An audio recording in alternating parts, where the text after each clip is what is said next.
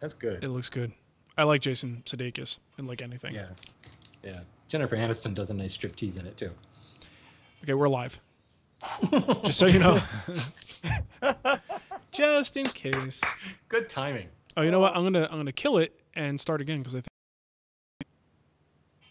All right, that should do the trick. Now we should be live. Let's see, youtube.com/. Ooh. Wood Talk. Facebook says Wood Talk is now live. Officially. If Facebook says it, it must be true. That's the policy I live by. YouTube Introducing cool. Oh, commercial. Oh, it's a Wrangler commercial with Brett Favre. Like Jeep Wrangler or Wrangler jeans? Wrangler jeans with Brett Favre. I like that guy. Okay. Oh, jeez. Okay, furniture can handle load, moving a project from AC to non-AC room. What's the third topic? I don't know. It's Matt. Oh. Oh. Matt. Oh. Yeah. I forgot to do my Suck. job again. Oh yeah, that. It's coming out of your Patreon funds. Just keep it. Just keep it. It's not worth the stamp. He's coming to visit you, Mark. He's planning on getting his Patreon funds worth. He's gonna get it. He's gonna take it out of us in pancakes. Barbecue and pancakes. You better stock up on the flour now, man. I'm telling you. Yeah, we do need to stock up on that stuff. Been going through it quite a bit myself. All right. Is it in there? As soon as you're done, we'll go. So no lumber industry business, right? But the jingle. Oh, but that's what makes it special. You don't hear it all the time. Like I said, I could come up with something, but nah. Okay, edit. I don't feel like it. It's okay. We got plenty to keep us busy. Okay. I could tell lumber jokes. Those are the best. They generally involve wood innuendos, though. So that'll be for the Patreon hangout. I don't know. The first line of this thing is, "Can handle the load." Very good. Get it out now. No, we're just starting. Just starting. Are we live yet? Yeah, we are. We've been live, dude. Oh, good. I want to make sure no one missed that. Everyone's already Piece seen of your work right haircut. there. Your sweet haircut. I think people saw it on the internet already. Are you assuming that everyone who listens to this show also follows your personal feeds? Yes. Okay. It's probably a safe assumption. Just checking. All right. Here we go. Doing a show.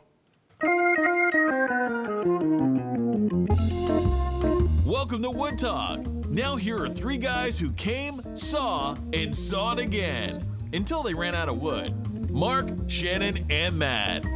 Oh, yeah, it's Wood Talk, number 397 for July 10th, 2017. On today's show, we're talking about how to know if your furniture can handle the load, moving a project from AC to non-AC room, and should you mill everything all at once? Good topics there. Oh, by the way, did you guys hear last week how I just completely butchered the dates and I got everything all confused? I think it was an email extra that I referred to as the next episode up, and it was just a mess. So we're back on Only track. you care. I tried to call you on it, but You did. you're like, no, that's how I do it now. You stupid idiot. I knee jerk reacted. I knee jerk reacted, which whenever Shannon about calls right. me on something, I'm like, shut up. And it doesn't even matter if I'm right or wrong. I just can't let him. I can't let him win. Is what it comes down to. You are, you big jerk.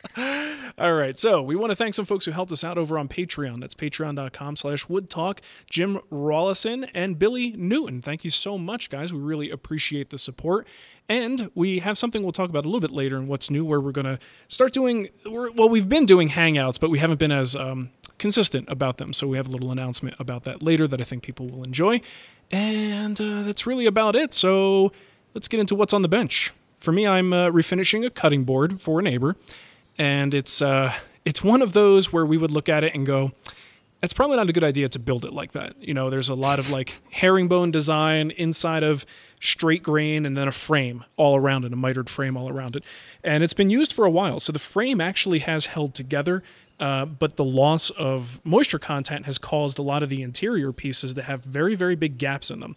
So I'm just sanding it down, like pulling the dust off, re-oiling it, and giving it back. I'm not doing any kind of crack repair on it because Would you guys want to use epoxy on a cutting board? Like I would use it for, let's say there was some kind of a stress fracture that I was trying to clamp back together. I might epoxy that joint because it becomes like a hairline, thin joint at that point. But if you're actually gap filling, and I'm talking, at least a 1/16 of an inch in width on some of these, would you be comfortable with epoxy on a cutting board like that? Yep. Was that a yep? Yep. Okay. Yeah. I mean, I've stabilized like cracked and punky wood doing the same thing. So sure. I'm more just concerned about food safeness. Didn't we have a whole show about this? Whatever. I think we had a food safeness discussion on finishes, I think. Epoxy's a finish. It cures. I think when it's my own stuff, I see it a little bit differently. I might take a little bit more of a risk for some reason, but like when it's my neighbors, I get really nervous about it. So I'm not going to actually fill these things. I'm just going to leave them as is and just say, hey, maybe just don't cut meat on it, and you'll be fine. I use epoxy on my fly rods all the time, and I'm always chewing on those. Yeah, those are delicious, aren't they? I've used epoxy on pens before, chewing on those. Well, in fact, you know what I do? I made molds of baby rattles and just made some epoxy rattles for my kids, and they just gnaw on those things. It's great for teething. Yeah, it's kind of like those compressed rawhide bones. They don't actually you can't break parts off that they can choke on. They just dissolve. So it's good. Like a Nyla bone for dogs. Exactly. Yeah, exactly. Yeah, and it's good for their teeth too. Yeah, so I guess I just am a little bit paranoid about it. I'm going to leave it as is. But that's one thing I'm working on. And then today, just really didn't have much time before the show, but I got started to do some of the mortising on the rails for the chairs that I'm doing. And the problem is I keep putting too much time between working on this chair so that when we're dealing with like miters and I've got to get all the joinery just right, there's so much potential for error. And it's like times 1,000 when I put 5 days between my work sessions because I got to get my brain back into it, got to double check the drawings, and it's just a mess. So I feel like I'm just like, I don't know, trying to walk through 16-inch deep snow, and I'm just barely getting through it. So hopefully pretty soon I'll be done with this because I really feel like I need to move on to other stuff. You guys know how it is. This is turning into like a Shannon project. We're still talking about this? It really is. Yeah, seriously. I do. I feel like Shannon. I'm working at hand tool speed here. It's crazy. So anyway, that's it for me. Matt, you're the man about town. What have you been doing? I just got back from Houston. Hey, nice. Hey. Way to plan it. Going to Houston in July. Good job, Matt. Everyone said that, and it was literally exactly the same temperature humidity there the day that I left here. Just like home. It was like mid-90s and like 50-60% humidity. Exactly the same weather. Nice. Okay. That's good to know. That's about the weather because everybody seems to care about the weather. It's very important. I got a haircut. Yay! So people can stop complaining about that too. I like it though. It looks good. I commented something else to complain about. I commented before that it all fits under your headphones, and that's nice to see. It's true. It's all in there. I actually can hear you guys better now because there isn't like a hair layer between my ears and headphones. Well, usually we can't even see the headphones. It's just swallowed by fro. It's all in there. All right. So you posted a picture of this Houston event that you went to, and to me, because it was in a gymnasium with round tables and little chairs around them, it looked like it was going to be a pancake breakfast.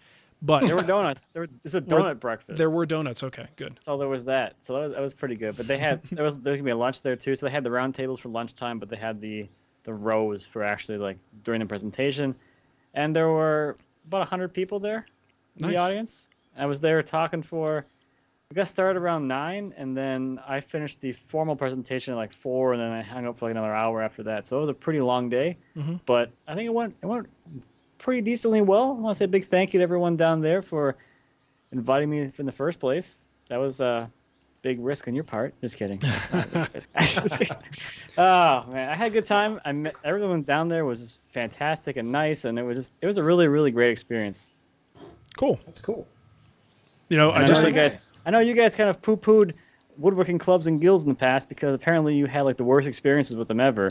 But the ones that I had experience with, the Houston Woodworkers Club and the Minnesota Woodworkers Guild, both fantastic clubs and guilds, and I think they're like a good benchmark for like, is a club good? So like the Houston Club, like they bring in speakers like me, and like they do stuff every month, and they have like actual events and things. So you can kind of gauge like how good this club is going to be based on whether they hire you to come out. I Or see. that. I see. The That's a only good ones metric. worth joining are ones that I'm a member of, and I'm an honorary member of the Houston Woodworkers Club. Yeah, there is something to that, though. You're right. If they are actively bringing in outside people to do presentations and stuff like that, chances are this is a more active, engaged club. So you're going to have a better experience there for sure. Well, that's good. It'd be interesting, kind of like all of our shows. It'd be fun to revisit them a year and see how much we contradict each other, because I had a very similar experience. The club that I spoke at down in DC, that is obviously an example of a well-run club. So the what did Matt say? The poo-pooing that we did is entirely indicative of our own local experience. And ultimately what it comes down to is that one or two people that have shouldered the load to keep the thing organized and keep it going has made it so good. Because I posed the same question in the Hanchel School community. Like, I was so shocked with my positive experience at this Washington club. I was like, well, what kind of clubs do you guys have? And I was getting the same thing. Like, one guy would be like, oh, they're terrible. Nobody ever shows up. And then other people were like, I don't know what you're talking about. I look forward to it every month. Like, it's the coolest. It's like the highlight of my month. Yeah. And actually, because this was the group that Rebecca DeGroot is in, or one of the groups that she's in, because I saw her posing with Matt. And I did get to meet her. In the podcast, the MakerCast that she did, she talked heavily about the 3 guilds that she belongs to and like how beneficial it's been. So yeah, obviously the Houston area is doing it right. Well done, Houston area. I think Texas in general is big in woodworking, just in terms of like supporting it with classes and things like that. I've heard a lot of activity in Texas. So for whatever reason, it is. Big state. There's that, I guess. It is a big state. Everything's bigger down there. Yeah. Okay. I've been playing with Finish, which I know is weird considering most people don't think I ever finish anything, but I finished my blanket chest, and I step back and look at it, and it's like, wow, lots of figure. And it actually really kind of scared me. Because anytime you see heavy amounts of figure, it's like, okay, we got to pop the grain and make it all look good. And the more I look at this, and I posted some stuff on Instagram, and people are like, wait, there's not finish on that yet? Like, you look at it and go, wow, the grain is really popping. And I started to worry, like, what is this going to look like if I actually apply finish and the grain becomes even more present? Because there's a lot of molding to this. It's actually, the computer right now is sitting on it. It's now that it's here, it's now shop furniture. It's been in the shop so long, it's now shop furniture. But the lines of the case and the dovetails and all the kind of design elements that add these shadow lines and everything, I think are going to be totally distracted and invisible if I pop the grain too much. So I'm actually doing the opposite and trying not so much to dumb down the figure, but kind of blend it a little bit more, and having to do finishing experiments the opposite direction.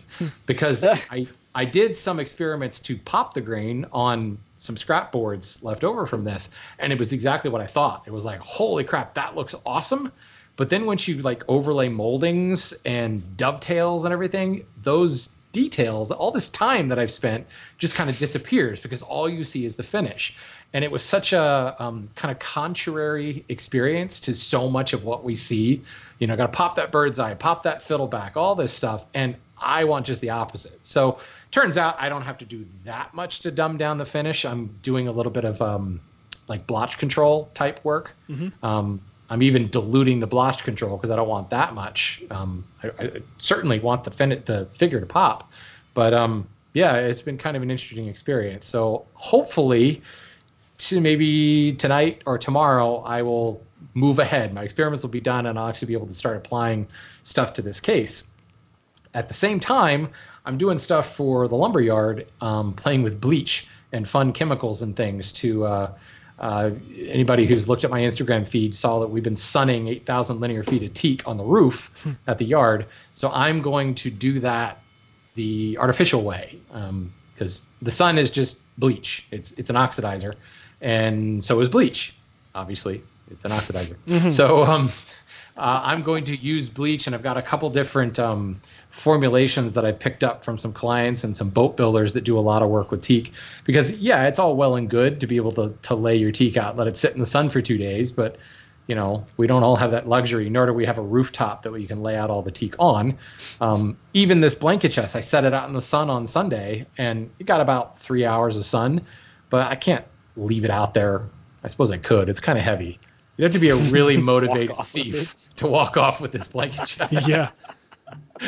If you're willing to walk off with it, I suppose. But, it's nice that we say, put it out in the sun or let that acclimate for 2 weeks, but it's not always possible. So I'm going to be doing tonight and tomorrow morning playing with bleach, highly caustic chemicals and fun stuff. Now I just need to get some potassium dichromate and breathe it in. Put on your big black plastic gloves and mask and look like you're cooking meth.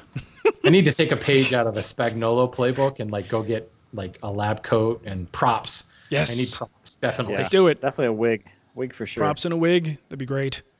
Well, good stuff. All right. So that's for what's on the bench. Let's get to what's new.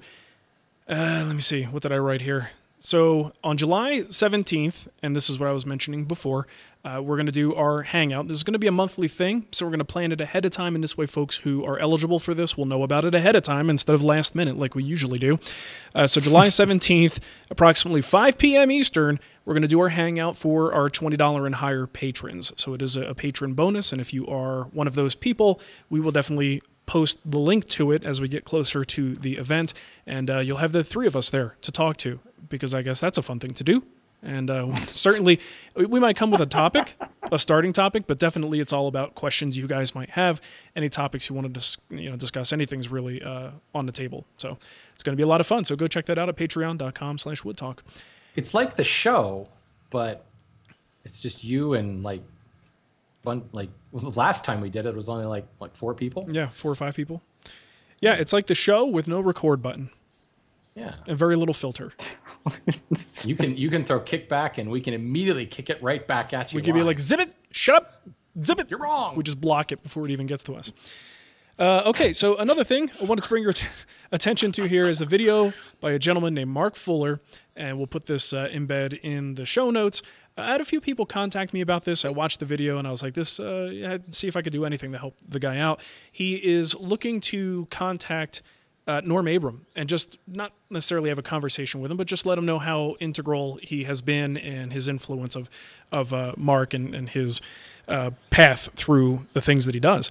And I guess I think he suffers from cerebral palsy, and he, you just watch the video. It's heartwarming to see what he's trying to do. And this video is kind of just a plea for help. If anybody knows how to get in touch with Norm, or someone who knows how to get in touch with Norm, to see if you can make the connection. If they're not interested, but at least give it a shot. So I actually tweeted at Kevin O'Connor from This Old House and said, hey, I don't know if you guys have time, check this thing out. I don't want to assume anything when it comes to stuff like this. But here's the video. Check it out if you could pass it on. So hopefully we'll make that contact. That'll be nice to see. I thought you were close personal friends with them. You took a picture with them at some point. Yes, I stood in line and took a picture and got an autograph like everyone else did that day. And that makes you close personal friends, right? And I must have posted a picture of it somewhere, and people were like, oh, well, you met Norm. I'm like, yeah, so did 50 other people, who were all at that show. It's not. But you said he knew who you were. He did. That's what he said. See? That doesn't mean that I know him. Like, we didn't exchange phone numbers. He didn't slide me a folded piece of paper with his digits on it or anything. I know you're just trying to be modest, all right? Okay, yeah. You have some very important friends that you don't want to share, is what I'm hearing. Look, I do know David Marks. Okay. Maybe David can get you in touch with Norm. Yeah, Matt, that's a very roundabout way to go, but yeah, Matt, that might work. I know Tommy Mac too. I mean, I've got friends in high places, guys. Come on, back off. That's right. See? Norm is so much like the old guard, though, that I feel like he's untouchable in a sense. Like, he's got several layers that you have to go through before you actually get to the man himself. Maybe that's a false impression, but that's what it feels like. Okay. I don't know what to tell you. I don't know what to tell you either. Move okay, on? Let's move on. Keep talking about. Matt's waiting for you to take a drink, Mark. Hold on. Still waiting. I got my WWF cup here too. Perfect. All right, this is from Kai, and I actually saw this from a few different people. This is a Radial Song of Logs, and essentially what you're doing here is pretending like you're cutting like a pizza up. So you got like a bunch of wedges. You're turning a log into a bunch of wedges, and I haven't seen this before. Like people actually sawing them out this way. Usually, when you see this done, it's typically done like when you're riving it out of a log. I see a lot of like bolt builders doing this because it's gonna follow the grain. But I've never seen anybody just sawing wedges out of a log like that. But it's pretty. Reminds cool. me of like a Play-Doh kit. Oh yeah. Or a pasta machine. There you go. So I did read this article. Can you kind of clarify? What's that? Read the article? I did, yeah, with my eyeballs. It was pretty neat. I do it for old time's sake once in a while. But can you guys explain to me what the big deal is with this? Well, I mean, if you cut out the wedge, first of all, it's radial, so Yes. you are going to have a quarter sawn nature. So you can Got go that one much. step further and actually saw a board from that little pie wedge. So the quarter sawing process that we normally would go through, it kind of is, I hate to say a shortcut to that, but you're created the cants, if you will, that you could then saw quarter sawn boards from.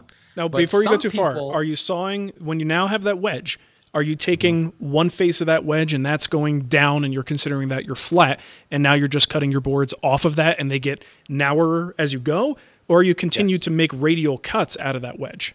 No, your board would just get narrower as you do that. Okay. But I have seen several architects and designers actually using the wedge shapes as an architectural feature. So, they're cutting the bark side off. So you still have this little pie piece, and they're using that as like siding. I've seen it done in vertical siding. So you've got this angled look. It's very cool looking. Very, very architecturally like avant-garde or whatever. Well, that's why I was curious, because they did say that in the article that like architects and builders are really enjoying using this material. And I'm like, well, why? Like, unless they are embracing that wedge shape, what difference? Well, it's super stable, first of all. Right, but so is, quarter sawn material that they could buy elsewhere. Like, what about this specially sawn stuff were they drawn to? So I think that's what it was. I couldn't see a difference in the pictures that were showing, so that just might be it. I couldn't tell that it was actually utilizing some of those wedge shapes. Maybe. I don't know. It's People pointy. like pointy. Pointy stuff. They do. Okay, good stuff. Let's get into our kickback. We actually have 2 voicemail kickbacks here to start us off. First one is from Matt Scranton. Uh-oh.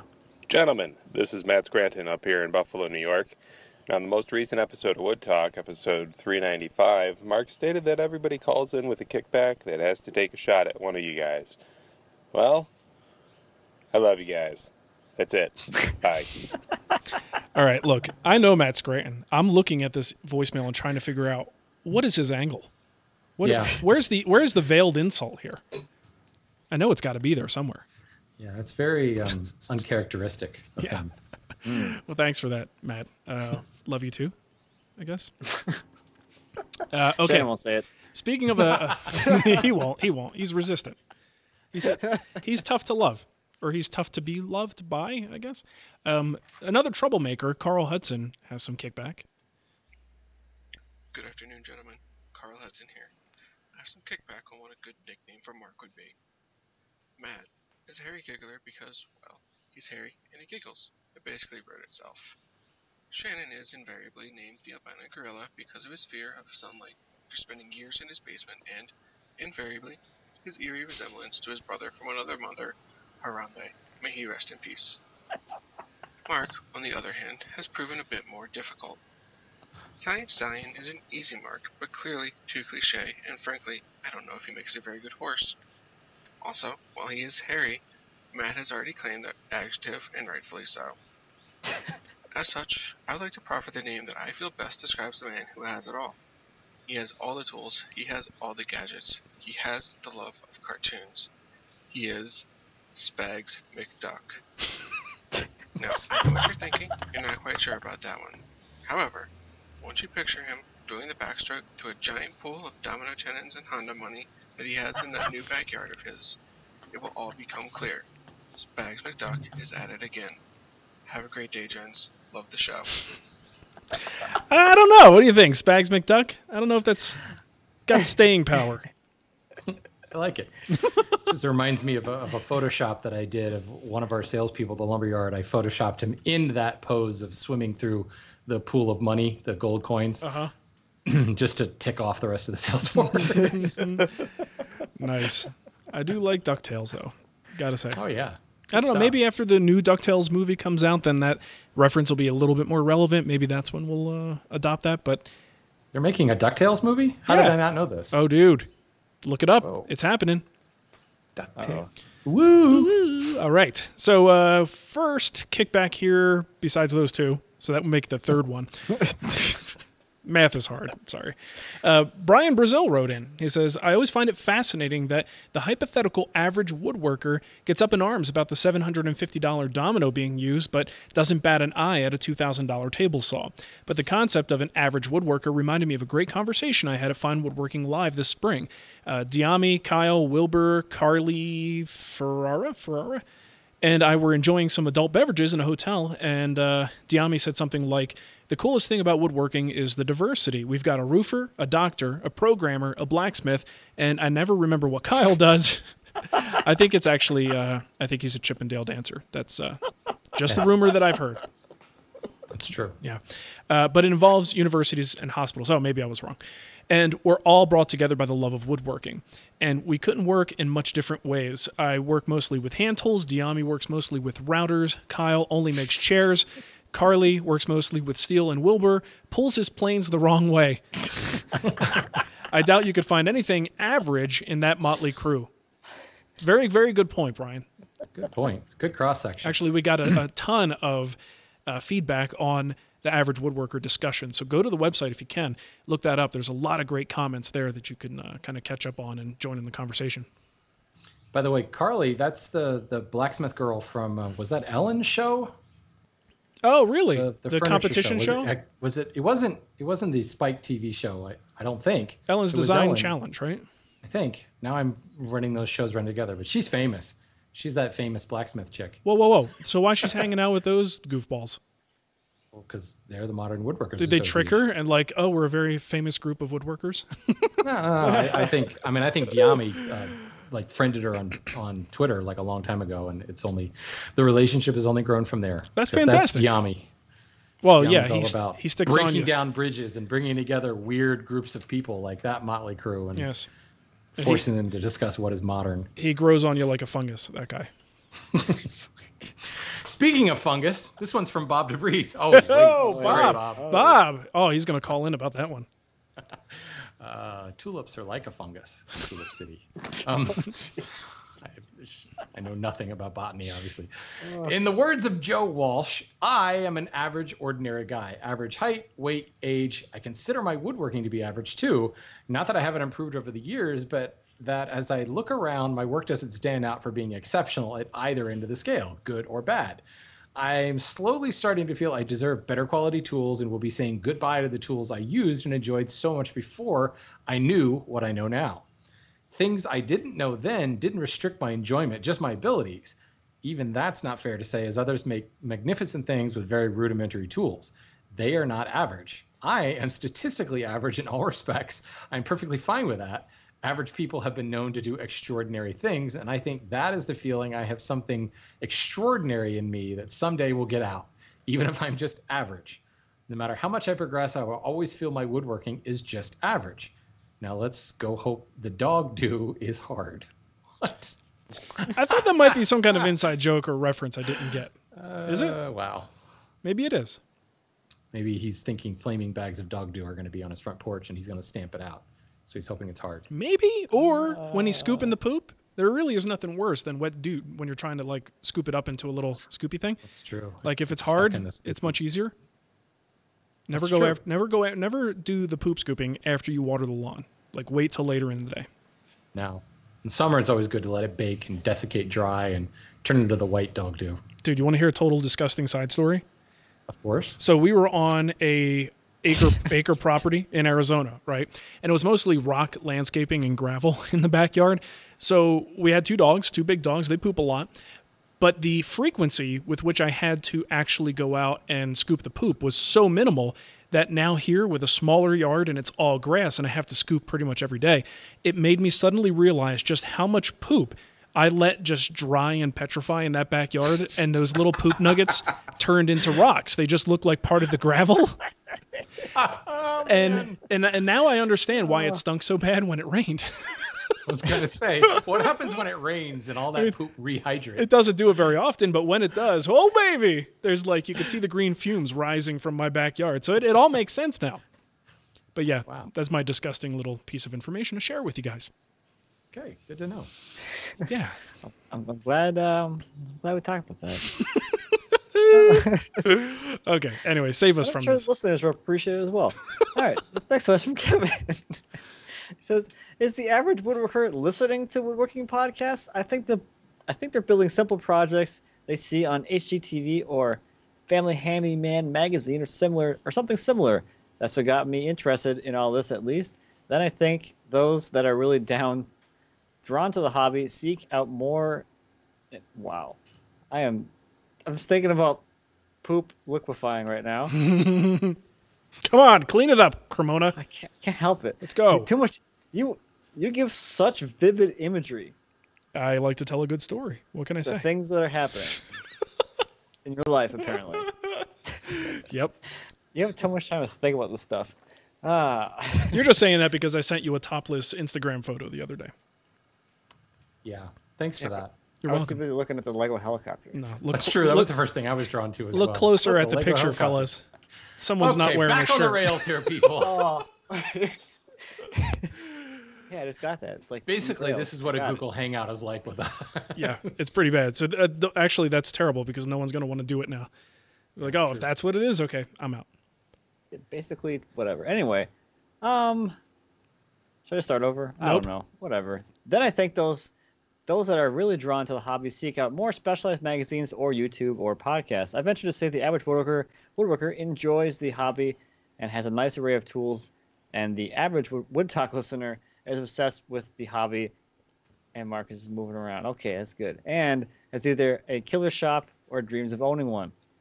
Please keep doing what you're doing. I've only been into this hobby for 3 years, and for example, only got a jointer and bandsaw this year, but I still loved hearing you guys talking about using those tools that I didn't even have because I learned so much along the way.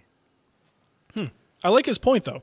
If someone is taking the time to seek out a show like this, they're probably in a different category. If you're going to take an average of that group, you're probably talking about your nerdier, folks who are getting a little bit deeper into the concept and the craft. But YouTube is still a bit of an anomaly in that sense. People are seeking out this stuff, but I think a good percentage of them have no tools, or maybe are hoping one day to have tools, and they're still watching it because it's there, it's free, it's entertaining. So I think YouTube, I think, probably represents a slightly different thing, even though they have to go out and pursue that stuff to find it. It's not quite as deep into it as like, Wood Talk as an audio podcast. I think to listen to a topical, very specific, niche topic audio podcast, you really have to be into it. Yeah, I think that goes for podcasts are most still things. very much the domain of the geek, anyway. Like, Yes. and I mean that in the most endearing way possible. When you really start to geek out about a topic, podcasts usually come along shortly after. Faux show. Okay, I think we have voicemail here. First one is from Roberto, and not that Roberto, different Roberto. Roberto, I'm your daddy. Hey guys, thank you so much for answering my question a couple shows back. I had a question regarding wood movement. So a couple months back, before I knew so much about it, I built a table that was inserted into a steel frame. The problem is, though, that I guess due to wood movement, moisture and all that, now there's a giant crack right where the tabletop meets with the breadboard ends that I put on the side. Now, I attached the breadboard ends with just biscuits, pocket holes, and glue. I'm wondering if there would be a better solution, because I obviously want to make a new tabletop for the client, just to keep them happy, Should I build on top of a stable surface, like, say, sheets of plywood? Because we won't be able to see the plywood because it's an insert inside of a steel table. So should I build with plywood and then do thin strips? Or how would you guys tackle this problem? Thank you guys so much. Love the show. And also thank you so much to the albino gorilla for all that he's taught me about wood movement. Thanks, guys. Dude, I cannot tell you how much I love the fact that that's now your nickname. Yeah, I like it. It's fitting. It's nice. I know what to go as for Halloween, too. There you go. Okay. Apparently, I don't even need a costume. Right. You're all set. So we're talking about, from what I can gather with that, it's just a basic tabletop with breadboard ends that he dropped into a metal frame. Mm-hmm. Like almost some kind of rabbeted frame where the whole thing is surrounded by metal. Yeah. So even if he did breadboards, and let's assume he did them properly, the way he described it sounds like he probably didn't. If it's just screwed and biscuited into place, he probably didn't allow for movement. But that's almost a moot point because nothing can move anyway. He's like got the whole thing contained within this frame. So the only way I could see doing this is to treat this like any other framed project. You have to rely on a stable substrate and either get, plywood with trim around it or try to use, like he said, thin strips. You could probably veneer on very thin strips, try to balance out the underside as well, but create the illusion of that same type of tabletop with breadboards. You could have cross pieces on each end. As long as it's thin enough, it should be okay. Especially if the client is really expecting that kind of look, that might be something to do. I mean, what else could you do? We're now down to it's got to be a sheet of something inside a frame. There's not much you can do with solid wood. I would just do the whole thing on plywood. I would just get whatever species of wood that you're planning on doing before and just drop it in there and just glue your breadboard ends on, which would just be strips of plywood attached perpendicular to the main piece. Right. So you have basically a giant plywood tabletop. You're not going to see the edges anyway, presumably, because it's dropped inside that frame. So you might not have to edge band it. I don't know. But if you don't have to edge band it, just drop it right in there and be done with it. Oh, it's way easier. Way easier than my idea. Yeah. Make them... They do the veneering at the factory. Just let them veneer the panels of the factory for you. They did it for you, so you don't have to. Yeah, I mean, obviously, unless... Did he say what the species was? He didn't. I don't think so. Yeah, I mean, unless it's something weird, in which case, you can get him a Caster ebony piece of plywood, but it might run you about $600. I'm guessing he wasn't using an ebony as a solid wood tabletop. That's true. That would be more expensive, actually, than the piece of plywood. But yeah, and I'm thinking with a metal frame like that, and he's doing it for a client. My guess, just in terms of what's popular these days, it was something rustic looking, because that's what people want. So just, throwing a guess out there. That might be a little bit tricky, though. If he's trying to replicate something like an barnwood look or something, that might be tricky in plywood, but special situation. Yeah. Good point. Okie doke. Where are we? Lost my train of thought. email. Oh, okay. Well, before we do that, if you want to send us a voicemail, remember that you can do that through your voice memo app on your mobile device and send that to woodtalkonline@gmail.com, and we'll play it on the show. Telling you, the voicemails, I was on to something when I switched over from the Skype voicemails to this because they're awesome and they sound really good and I like it better. It's easier. Don't have to capture from Skype. Like? It kind of is because I have to do all the work. So, okay, let's get to our email here. I've got one from Bill, Bill Berg to be exact. He says, for a beginner hobbyist who is still mostly building from plans, is there a resource you'd recommend for determining things like load strength when moving on to making your own designs? I see plans for bunk bed frames, for example, that use 1x6s for the side aprons, and to me that seems way too weak, especially with the beating that a kid can give a bed. But the person who wrote the plan presumably knows more than I do. Obviously, every wood species will vary, and every board within a species will as well. What's a newbie to do? The first thing I would recommend, Bill, is to not assume what you've assumed. Never, never assume. Especially if his name is Ted. Yeah, yes. Never assume because you found it online and a person knows how to use Photoshop and Microsoft Word that the thing you are downloading is a viable, good plan. Especially today, there are a lot of people who are able to self-produce these plans. The three of us are in that group, but I like to think that we actually do produce good stuff. There are plenty of people who do this who don't necessarily think about the long term, don't think about things like how much weight a certain thing can bear, what type of joinery you should use to complement the function of the piece. So first of all, always go into these things with a little bit of suspicion and look at your source. Look at where you're getting it from. Look at what people say about it. Look at what people have built from that plan, and then just kind of make an educated decision on that. there are other tools out there that you might take a look at. It's been a while since we mentioned this on the show, but the Sagulator is a calculator that's online at the Woodbin, I think it is, woodbin.com. So they have a bunch of online calculators. One of those can, usually it's in terms of shelving, but you could still use it for something like a tabletop. You can determine based on the thickness, the species, the distance between the supports, how much weight something will take before it starts to bend. So that actually is an incredibly good tool. But generally speaking, now I kind of crapped on some of the plans out there, but let's take it back the other direction. Generally speaking, if something is fairly well built, using decent materials and decent joinery, it's usually strong enough for the things that we're going to do to it. If you've ever looked at these joint stress tests, the amount of pounds that each one of these joints can take before it breaks is immense. And typically whatever structure you're building consists of, at least 4 of those joints. So right. I think things are usually, we overbuild and over-engineer.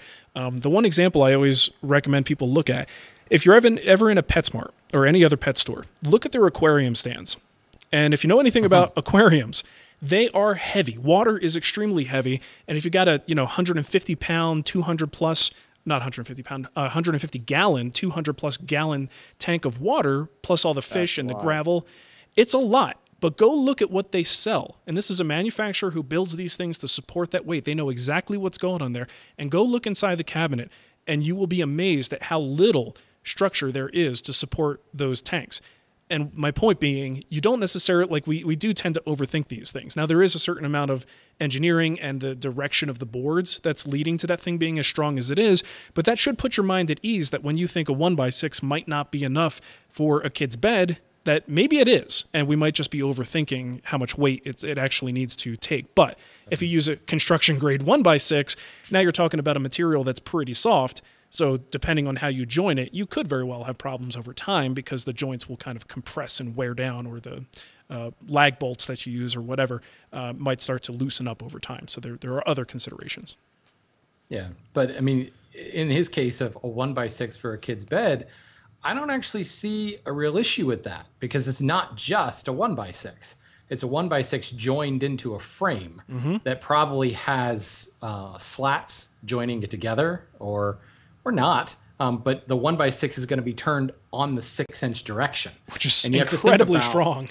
Yeah, hell yeah. I mean, look at your technical specs. Go to Wood Database. Go to my website McIlvaine.com and look at the technical specifications of like crushing strength, bending strength, modulus of elasticity, modulus of rupture. They're measured in the millions of pounds per square inch. And when you start orienting the force, because again, we need to think about static load and dynamic force. Chairs, totally different story, because there's all kinds of dynamic force. People lean back in chairs and put the force in different vectors than what you would expect just sitting down on the chair. A bed, you can jump up and down on the bed, I suppose, as a little kid, but because it's built in a frame and because there's slats that will prevent those frames from kind of bowing inward or stretching outward, the force is really straight down in that 6-inch direction. So then it comes down to what's the joinery look like. And generally tenons on a bed are pretty beefy. A lot of times they're not even that deep because there's some sort of bed bolt hardware or something in there. So yeah, you can't just look at it in a vacuum and look at that one piece. How does that piece fit into the system? How does that piece fit into the structure? And it's shocking how strong a 1x6 can be. Well, the funny thing is with the Sagulator, again, it's based for shelves. That's kind of what they're looking at here. So if you were to take a 1x6 and you were trying to figure out, even if this number isn't accurate, it should still illustrate the point. You would have to put it into this calculator. When they ask for the thickness, you would have to say 6 inches thick, right? Because they're actually looking at that dimension. When you put that in, I did, here, let me see, shelf load. It's not 6 inches, it's a 1x6. Let's see. Right, but the orientation of a 1x6 in a bed is what he's saying. I know, but it's not 6 inches. It's a 1x6. Listen, he's going to sue you.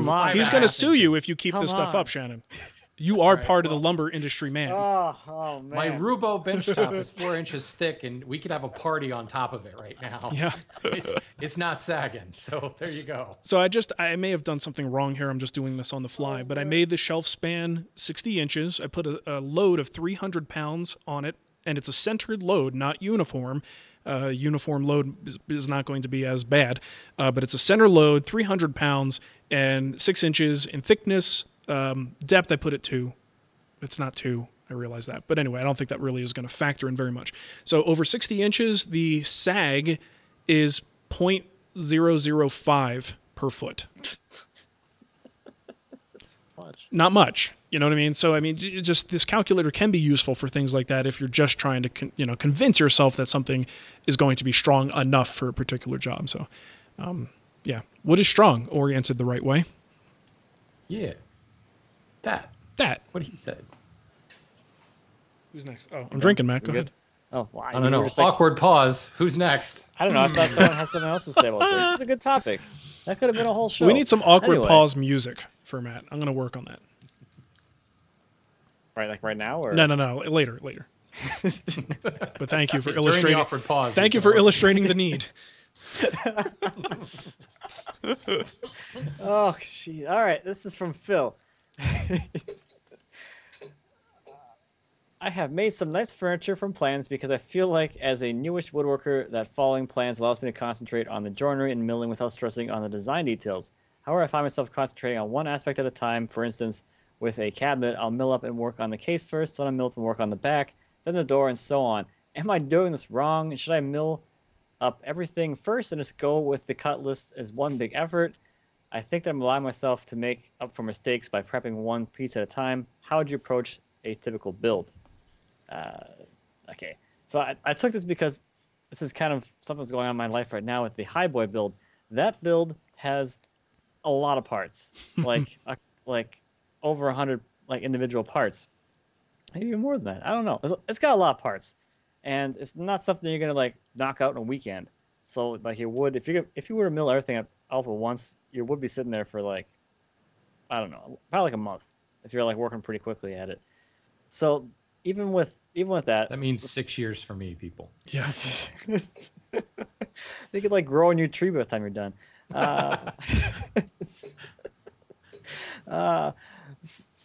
So the way that I go about this is I go ahead and I go through everything. I do all my rough cuts. I do a rough milling to get everything at least clean up a little bit so I can see the grain a little better and get everything down to a rough size. And then as I'm working through my project, I'll take those parts and mill them down to the final thickness, bring them back into flat, get them all ready to go, cut them down to length, cut them to width or whatever, and then incorporate them into the project. And that allows the wood to kind of rest and do its thing between the initial milling and when I bring it to my project. I don't have to worry about the wood sitting around possibly warping before I have the chance to cut joinery on it, for instance. And this kind of makes it for a much easier workflow. And again, we've talked about this in the past, going through your cut list and cutting everything the size first before building everything, probably not the best way to go because you're probably going to end up with a part that's too short because of that cumulative error thing. So by kind of bringing pieces into your project as you go, you don't have to worry about that hopefully at all. Mm-hmm. And things should go a lot more smoothly. Hopefully. I'm hoping for you. Yeah, also keep in mind things that need to be cut to the same size. So there may be maybe you have multiple doors, multiple drawers. Anytime you have parts, even if you may not be able to get to them, you have to kind of weigh your options. Yeah, maybe it'll be another week before I can get to that. But if I mill it now, I can make sure I have everything dead on the same because that same stop block will be in place and I could batch these out. So sometimes you have to do that, bit of a mental math in your head to figure out, is it worth the risk that this might move a little bit for the sake of having the length, for instance, be dead on exactly the same. Thickness is like that too. A lot of times the thickness of parts, I like to try to get them all around the same time, especially if they're parts that need to be exactly the same. Like if they're not, it'll screw up the project. Try to mill them at the same time. But again, if it's too far in advance, then you're running into some problems there with movement potentially.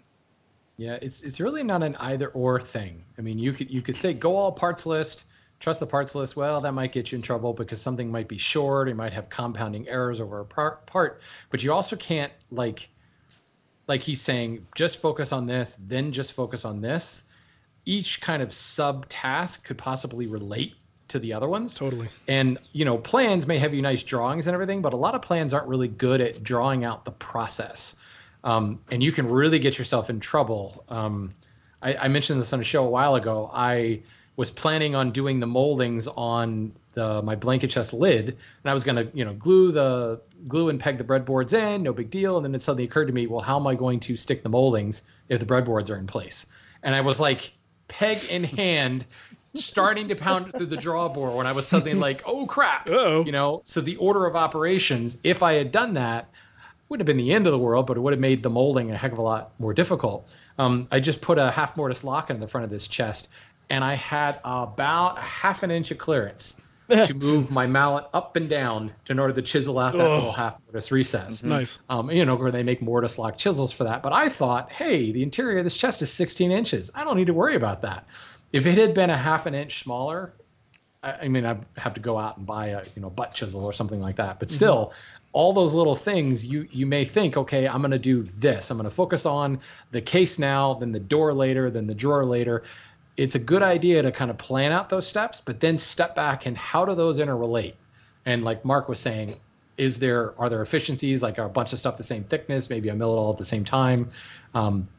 But you never know. Maybe I need to do the door first before I do the drawer because it might help me later on. Mm-hmm. It's no interesting. Simple answer. It's like the process from beginning to end is something of a living organism almost. It's like as it goes, I may not even be able to outline it perfectly to tell you what I'm doing, but as I go, I get an idea. Oh, this came up. Okay, I need to put that in there as well.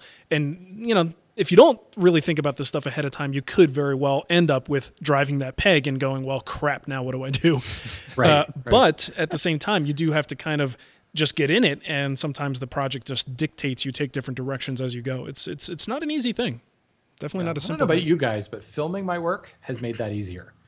Yeah, for sure. You have to think about like the process and everything. I definitely think about it way more than I would if I were just kind of going in the shop just to build something. Yeah, true. Okay, this one comes from Matt Williams.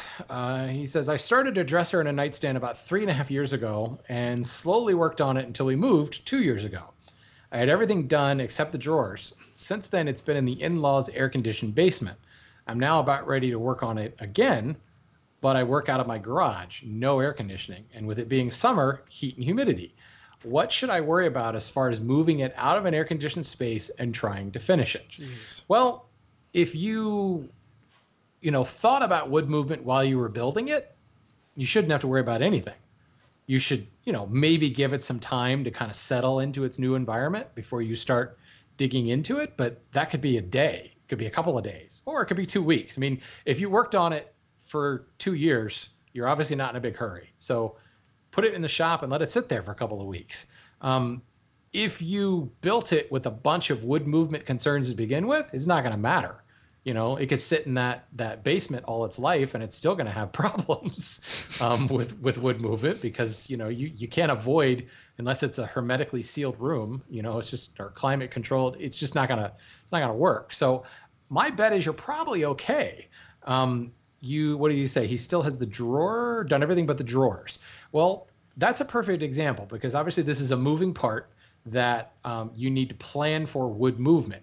Well, being as it's summer, let that thing acclimate, let it expand a little bit in the heat and humidity, and then build your drawer so that it's like a piston fit because it's only going to shrink from there. So you're actually building, you're going to be tackling that at the perfect time of year.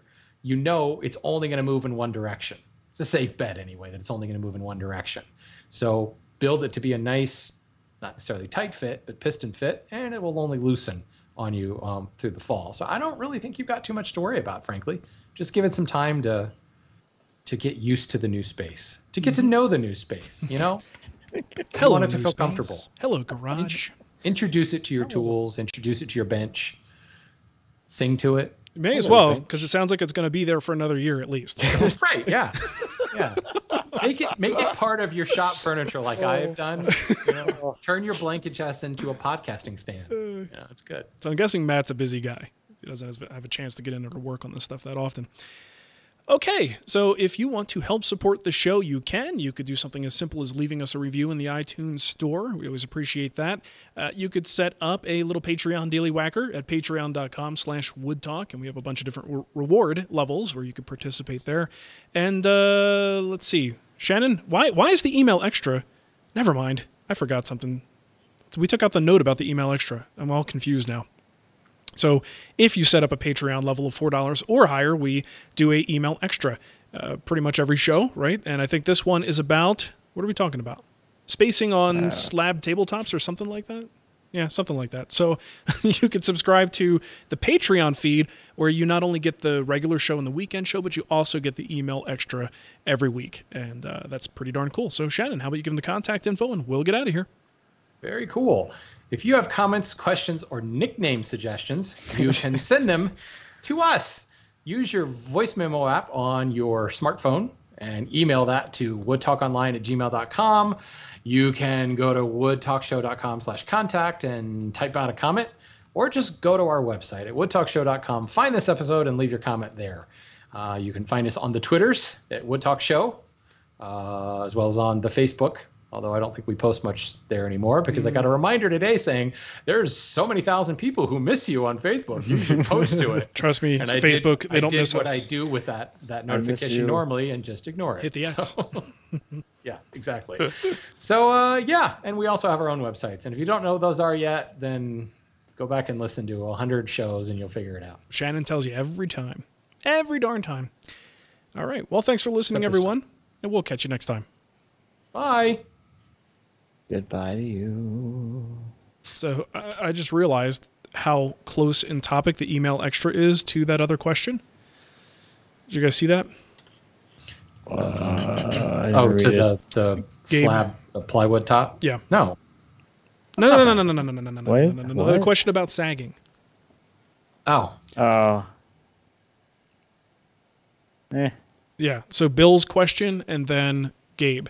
So the way I would spin this is to kind of throw it to Cremona a little bit, and since he's done so much with slabs and drying slabs and all that stuff, just think over design aesthetic. I don't know how long what's the typical overhang on a table. I guess I don't know. Well, yeah, overhang. overhang. You want to seat people at the end of it. That's kind of where it comes down to. I think is, can you want to seat someone there, and how much space do they need? Yeah. All right. Sounds like we got something to Well, there's about. a question. All right. If nothing else, we can throw a pitch for Wood Whisperer thread taps. Supposedly, mine are on the way. Yeah, we actually, my mom, I should send you guys the picture. My mom sent me a photo of her sending out 300, I think 350 orders today alone. Way to go, Mom. Yeah, She's crazy. They are cranking it out over there. It's crazy. She's everyone's mom. She's nuts. Everyone's mom. All right. We all have the same mom. That's creepy. My dad's calling me right now. He was Lucy. Sorry, Pop. Cannot pick up. Sorry, Pop. You're not as important as a podcast. I'm doing a show. I'm doing a show, Dad! All right. So, let's see. Tommaso's question is... Yeah, let's just do the weekend show, shall we? Okay. Good day. Oh, is it the weekend already? It better be, Yes, it is. because we're doing the weekend show. Oh, this is wow, this is a pretty good topic. Isn't it, though? I got This is excited kinda when funny. I saw that. I'm Yeah. excited about this. It's man. it's gonna come. I hope it comes across like a really cheesy self-help tape. Can we pull that off? Shannon, did you read it? We have to have an intervention. Yeah. Okay. You are too Wait, white we're not supposed to tell you about that. and pale. We're supposed to surprise you. That's right. Okay, let's do weekend show. Welcome to the Wood Talk Weekend Show. It's time to unbutton those pants, crack open a fresh grape soda, and let the soothing sounds of Mark, Shannon, and Matt caress your ear holes. That's right. We're like a little hairy worm that crawls into your ear and caresses the inside of your ear holes. It rubs its little shoulder up there. And you get all excited. That's what we're like. 2 hairy worms and 1 albino one. That's right. Got to be careful of those white ones. They're juicy. Okay. So it's a weekend show. We're here to party We made because, it. of course, We it's the made it weekend. again. Another How did long we do week that? is behind us. You know, we can kick back, crack open a frosty one, and just enjoy a good Wood Talk show. or not. Okay, so Tommaso wrote in, and he says, I thought this was a very fun question. He says, "Hi, guys. I've been listening and following the lot of you for many years now, and I've noticed how happy and fulfilled you all seem. Well, not Shannon. He sounds miserable, like a Broadway play. Think Cats if it took place in a Chinese restaurant. So, Memory, like that hot sauce I had last night. that's great. So, I wonder, what's your secret? Dumped it on my duck roll. Yeah, so I wonder, what's your secret to that satisfied life? Have you abandoned all hope? Emotionally dead inside? Allergic reaction to babinga? Teach me your ways of happiness. Love and sawdust, Tommaso." I'm still writing Chinese, the Chinese restaurant version of Cat. I think that's got legs. I think that could go somewhere. Little fuzzy legs, 4 of them. A whole number about how the fryer oil is too old and it smells like fish. Yeah. That would be good. Oh, that would be. I got a Chinese. There's a Chinese place around here. The food's pretty good, but when I walk in, it smells like a bathroom that was just cleaned. So it's got that very humid chemical overtone, but you could still smell the stuff that was there prior to the cleaning. What are they cleaning with that? I don't know, but floor? it's in the entryway, like in the foyer on the way in. And there's no bathroom around there. And they still get a good grade from the, health code thing, but it makes me a little bit nervous. Smells very clean in there. No, it smells like clean poop. It smells like clean poop. You know what I'm talking about? Like Is it after your dogs. It's like after you clean Arizona summer. After you clean the diaper pail. Yes, you cleaned it, but it still has that, still wafts up the nose. It will never be that clean. Yeah, it's never going to be totally clean. Okay, wow. Anyway, I can't stop talking about poop. It's just a thing for me. Okay. Apparently is the secret to your happiness. It must there be. you go. Poop talk. Okay. I will say, first of all, before we talk about like our secrets to happiness, I think we should probably like lay it all out there. Do you think it's possible, based on how we present content, it's kind of our jobs to do that. Is it possible that people might get the wrong impression in terms of how happy we are? I'm not saying anyone's unhappy, but I am saying we're human and we all have, life's difficulties and things thrown our way. And, we put our pants on the way most people do. Well, Shannon doesn't. He has to go to the extra large pants and he puts them on with some kind of a gantry system. But that's right. Extra large pants, baby. Just the legs. I'm taking Shannon. that as a positive. But like seriously, I don't think we generally post a bunch of negative stuff because we know we have people who follow us, who enjoy watching what we do. It behooves us not to focus on the negative. Like I'm not necessarily going to post, on a night that Ava was up all night teething and then Mateo gets up in the morning and he's got a cramp in his leg and then he has a nosebleed and then the dogs, pee in the living room. Like stuff happens, you know what I mean? So do you think there's a possibility we might give a little bit of a false representation of what our lives are in the big picture? Sure. It's got to be possible, right? Yeah, nobody wants to see like a depressing YouTube video, so yeah. Yeah. I don't know. For me, I'm always kind of positive. That's because your wife does all the days. work. That's true. Yeah, that's true. She does do a lot around here. It's true. Wait till you have a little more responsibility. So we're getting into our secret of happiness. Is have a good wife. Is that what you're trying to say? That actually would help quite a bit. One that makes decent money. There's something to that, yeah. Actually enjoy living with your spouse. That might be good. Okay. So, except for Matt, because he's the exception, and he's also young and naive, so he'll get That's there. true. Eventually. I am very naive. I mean, look at that hair. He looks like a 5-year-old boy. So, and he went to great My clips. son and I got matching haircuts, all right? That's awesome, though. Try bonding with your child sometime, all right, Mark? Come on. I know. There you go. I should probably do that. I don't spend enough time with my kids. All right. So if we say that that's the case, I mean, because we are just regular people and crap happens. But still, I could say I'm pretty happy. I don't, it's hard to judge because a lot of the friends that I have are in the same situation. I know them from their online persona and I see what's going on in their life based on what they post. So it's hard for me to say if I'm any happier than anyone else in that case, because a lot of times in social media, people only post the good stuff. And usually the bad stuff is, put back to the back burner and you kind of just pretend it didn't happen. So, but, let's just say, what kind of tips would you have if you were to describe why you're so happy, if you are so happy? So let's go with Matt first, the guy who lives the magical life. What makes you so happy there, Matt? Well, even like going back to like, am I really happy, or things happen to me that like, I don't know. I have a normal life just like everybody else. We all got, crap to deal with and things happen. But bills to pay. Bills to pay, things you don't want to pay, but you have to anyway. Mm-hmm. And I just totally lost my train of thought again. Thanks, Mark. And that's what I was going to say.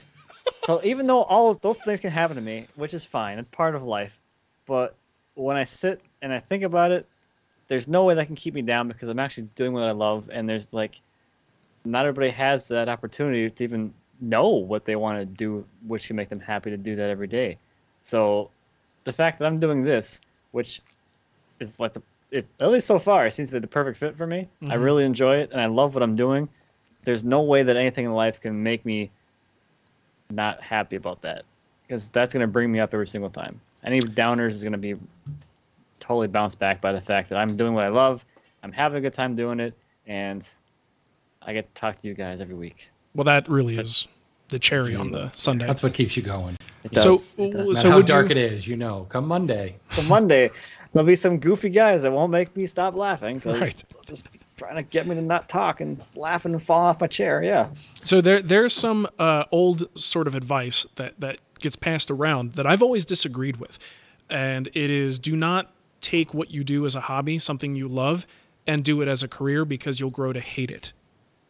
And I've always felt that was untrue. You may grow to be stressed by it a little bit more than you were before, and there may be days where you don't like it as much. But if I start out loving something and then I make it a career, the end result is probably still going to be a net positive if I started off just kind of not caring about something and making that a career, which I would then eventually hate.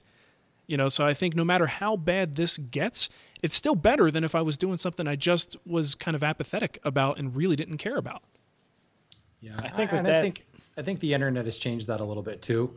Like even for furniture makers, like what you used to do, Mark, and that's a hard life, mm-hmm. And it ended up not working out for you, or more importantly, it ended up morphing into something else because of a community you found online. Mm-hmm. So what makes that old dogma kind of true is when you're doing it in isolation, and man, I got to pay the mortgage. I got to, send little Susie to swim lessons and get braces put on her. And my hobby now has to feed all that. Mm-hmm. And that becomes difficult. But the internet has changed that in the fact that you can find a support group. You can find other people in the same boat trying to make a living doing what you're doing. And you can either support one another, you can share ideas and kind of a mastermind type thing. No one is an island anymore. We can all find our tribe, to quote Seth Godin. So, that changes the game totally, in my opinion. So then would you, Shannon, would you say that what you do for a hobby / work, because you're a little bit more of a hybrid there, you still have your day job. Would you say that is a big part of what makes you so happy? There's a personal family side of this that's a huge element to this as well. But just talking about work only, is that a big factor for you? Absolutely. I've said it on the show a couple of times before. If my day job wasn't at a lumberyard, I would have quit it. I would be full-time with the Hand Tool School of Renaissance Woodworker. I don't have to do that because I've got a great job that stays in the same area. The fact that I can come home early on Monday to record Wood Talk because it has to do with wood, it's actually permissible that I leave work early to do this. I get to play around with wood. I get to, talk about wood. I get to furthered my knowledge about the industry, about the material itself. If I were still working in a digital marketing agency, I might have jumped out the upper story window. Or gone postal on somebody. If I was still working in the IT sector, I would have gone postal on somebody because a migraine headache would have just made me snap. So if I may, the reason for, and everybody's got a backstory, right? I just saw something on Facebook timeline this morning about what a terrible and tough life Dwayne Johnson had. The Rock. He was broke. He was evicted from his apartment, and all this stuff that he struggled with, and yet he's one of the highest paid actors in Hollywood. It was one of those like rags to riches type stories. Everybody's got some sort of backstory like that. It wasn't always great. Mark spent some time wallowing in a prison biotech world. Prison would have been much more interesting. Prison. Yeah, like, I like this story. Prison tats, That's what it is. That shank scar. Yeah. Everybody has got something in their past that's like, man, I was unhappy then. And I think you have to kind of take that in stride. And for me, I don't want to say I stopped caring about money, but it became much less of an issue for me. I've said this on previous podcasts before. I make a hell of a lot less money than I used to. And I am so much happier and frankly, more financially stable. I had debt back then and I was making like 5 times more than I make now. I'm totally debt free now, make a lot less money, but I do what I enjoy. And even the stuff that I don't enjoy, I at least have some control over it. No job is perfect. There's always some element that, oh man, I don't want to deal with that. But the more that you can obsess over how much am I making, I think the less happy you're going to end up being. And if you it's easier said than done. I realize you can't just forget about it. But I mean, I worked in a position before, in a sales position, where it was so focused on that carrot and stick mentality. Next commission, next sale. If you make the next sale, you're going to get this huge check and this huge check. And I've never been so unhappy, so unhealthy than I am now, making a shadow of what I used to make. Yeah. You start to realize just how little money you absolutely need to get along, survive, pay your mortgage, be able to take a vacation, and certainly that number is going to change for everybody. But I don't know. For me, that was it. I stopped focusing on that because I didn't like who I was, frankly. When I look back on it, it's like I was a totally different person. I was so focused on this thing, and what do I have to show for it? So there's my words of wisdom.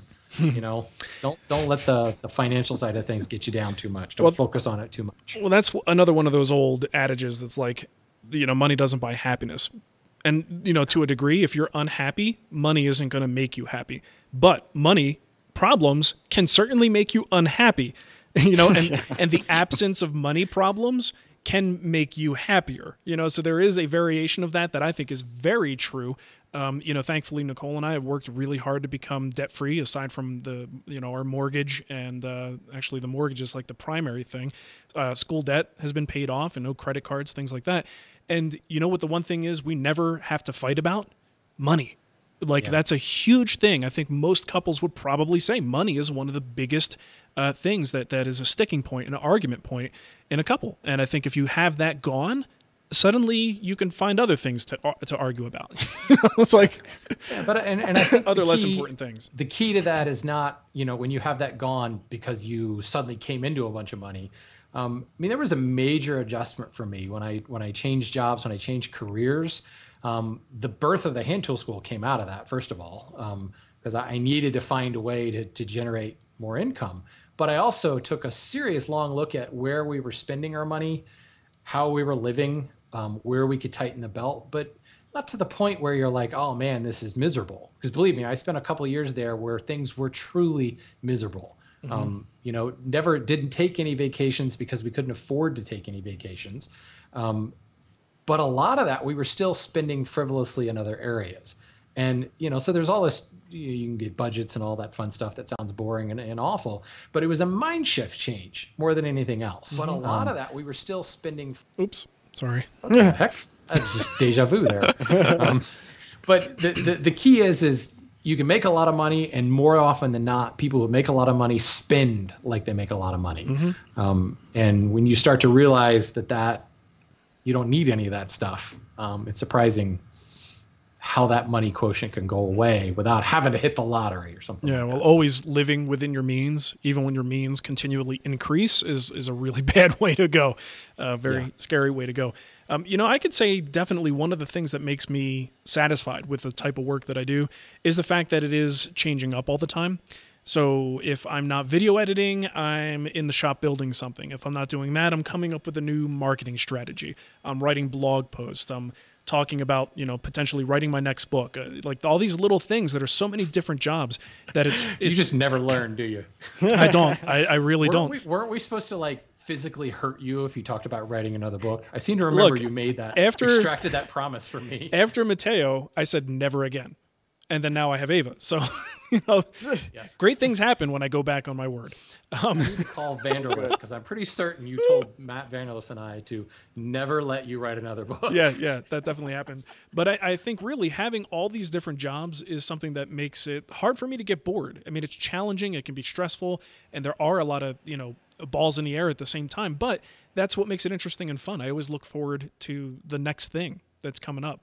I read a book a couple of years ago called The Happiness Advantage, and there was a really, I thought, a very important and accurate point there about our culture and the setting of goals and then how we respond when we hit those goals.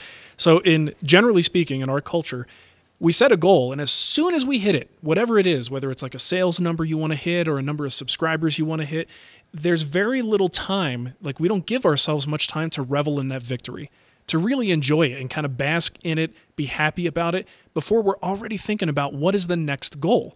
And that's, sort of aggressive growth thinking. What's the next thing? What's the next thing? But that's a recipe to never being happy because you will never stop. You always have to increase. So it's kind of like when you watch the stock market and certain businesses, there always has to be growth.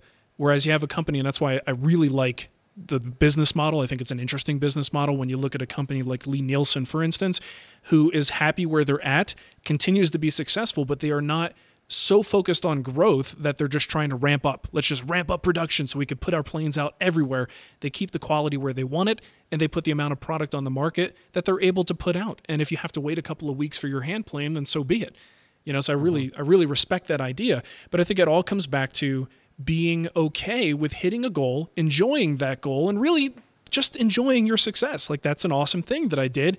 I'm going to enjoy this for a while before I let my brain focus on what the heck is coming down the pike next. And it's that constant thinking forward. Yes, it's good for growth, but it's also good for making you incredibly stressed out and never really truly being satisfied with where you're currently at. So, good book, Happiness Advantage. It's there's even I think a snippet of a TED Talk that the author did. That if you do nothing but watch that piece of that TED Talk, it'll kind of be enlightening, I think, in terms of this goal setting thing. Deep episode. Yeah, seriously, right? And before we close it off, how about personal life? Do we have any advice for people? I mean, that's getting, obviously personal. So I don't know how much we want to get into that. But I think family, at least for me, is a huge part of what makes me happy. Part of the tie-in between family and the job is the fact that I could take the day off and go see something that my kid's doing in school, or I could blow off the day and take the kid to the movies if I want to. Being able to do what I want to do when I want to do it with my family and not having someone tell me I have to be at a certain place at a certain time is huge. But family support is everything. I mean, none of this would go anywhere if I didn't have the support of my family, not just emotionally, but obviously as part of my business. So that's huge for me. So spousal and family support, I think that's pretty high up there. Yeah. Make sure you get out of the shop enough to enjoy that. Isn't that the challenge, right? Because it's like, you want to do well in here. You want to make as much stuff as you can or content as you can, but you still need to pay your dues inside the house and be with the family. I mean, that's what you're hopefully what you're doing it all for is to help improve your situation for your family. So, yeah, or just do like Matt and drag your family into the shop and put them to work. Yeah, make them work. Make some content, Lindsay. Come on. Cremona and Sons. The people have spoken. They want you to turn more stuff. Get to it. Make more cloud shelves. It's the way to do it, man. That's exactly what it's like. But I'm with Mark on that one. It's being able to kind of like just the freedom to do exactly whatever you want to do. I mean, you have to pay the consequence if you gotta get some stuff done. You decide, hey, I don't want to work today. Yeah. Then you're probably going to be working till the middle of the night the next day. But whatever, that's all right. I think if we go back to like that saying that you said earlier, Mark, about making your hobby into a business, I think that I don't really like that too much because it kind of negates the whole overall thing that people kind of forget. Mm-hmm. And that's not really, you are going from probably traditional employment business? to self-employment. I think, and that's a whole different way of life. Right. And I think that's where kind of people forget about that whole like, oh, all of a sudden like, I don't have a constant paycheck coming in. I don't get paid not to work. There's no vacation days. Weekends aren't really a thing anymore. But you have all these other advantages, like you're not working for someone else. No one's telling you what to do. Well, you're telling yourself what to do. And I would hate to work for myself because, well, if I was someone else working for me, I would be a terrible boss because you would hate to work for me because you'd work your butt off and you'd hate it because you wouldn't have any breaks. Not to mention you wouldn't get paid. Yeah, I would not pay you either. Yes, I would pay you like crap, and you'll be working all the time. Yeah. And I would be very emotionally straining on you as an employer. You're like a drill sergeant. You call that sanding? You suck. That's crap. That's crap. Do it again. I ain't paying you for that. Yeah, I can see what you're saying. This is my sander. There are many like it, but this one's mine. Nice. That's classic. All right. Well, I think that's about it. I think there's a lot we could break down with a topic like this, but ultimately, that's our stories and what makes us happy. Ultimately, what makes me happiest is saying the name Tommaso. Yeah. It really does. It just rolls off the tongue. Just makes you smile. It makes me want to eat a big bowl of spaghetti and meatballs. Yeah, some spaghetti with Tommaso. A little Tommaso sauce on it. Grazie, Tommaso. Grazie. All right. Well, thank you for listening, everyone. This has been a very long weekend show, and we appreciate you listening. We will catch you next time. See ya. So it's a long weekend show, not a long weekend and a show. It's a normal length weekend.